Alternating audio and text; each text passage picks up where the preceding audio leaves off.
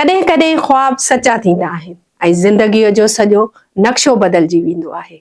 मरियम नवाज़ जे पुटु जुनैद सफ़दर हिन जुमिले सां गॾु पंहिंजी घरवारी शानज़ा सां गॾु पहिरीं तस्वीर इंस्टाग्राम ते शेयर कई आहे। शादी जी हिन तक़रीब खे वॾे पैमाने ते अवामी मोट मिली आहे।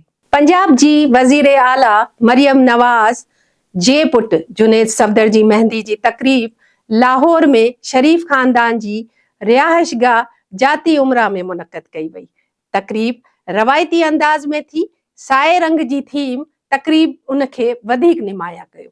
तक़रीब में शरीफ़ ख़ानदान सां गॾु कुंवार शानज़ा अली जे ख़ानदान जा फ़र्द बि मौजूद हुआ।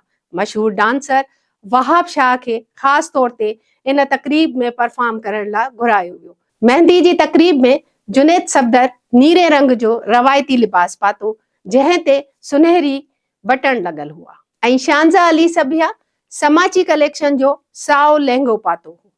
मेहंदी जी तक़रीब जी शेयर कयल तस्वीरुनि में वज़ीर आला पंजाब मरियम नवाज़ पिणु नज़र आई। हुन फिके रंग जो कढ़ाई वारो लिबास पातो हो। शरीफ़ ख़ानदान तरफ़ां तक़रीबन 350 महिमाननि लाइ रवायती ऐं देही खाधनि ते मुश्तमिल दावत जो एहतमाम कयो वियो हो। जुनैद सफ़दर जी ॼञ अॼु लेक सिटी रवानी थींदी, जिते लॻभॻि 400 महिमाननि जी मेज़बानी कई वेंदी, जॾहिं त वलीमो सुभाणे 18 जनवरी ते जाती उमरा फार्म्स में रथियल आहे, जंहिं में वज़ीर आज़म शहबाज शरीफ़, वफ़ाक़ी ऐं सूबाई वज़ीरनि, सीनियर सियासी अॻवाननि ऐं गैर मुल्की महिमाननि जी शिरकत जो इम्कान आहे। शानज़ा मुस्लिम लीग जे अॻवान ऐं क़ौमी असेंबली जे अॻूणे मेंबर रोहिल असगर जी पोटी आहे। रोहिल असगर वज़ीर आज़म शहबाज शरीफ़ जो सलाहकार पिणु रही चुको आहे। हू मियां नवाज़ शरीफ़ जे वेझनि साथियुनि में बि शामिल आहे।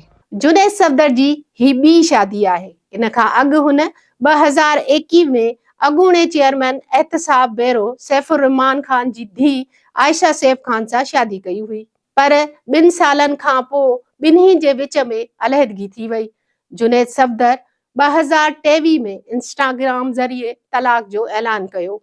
मरियम नवाज़ ऐं कैप्टन रिटायर्ड सफ़दर जा 3 ॿार आहिनि, जिन में हिकु पुटु जुनैद, 2 धीअरूं महानूर ऐं महरुनिसा शामिल आहिनि।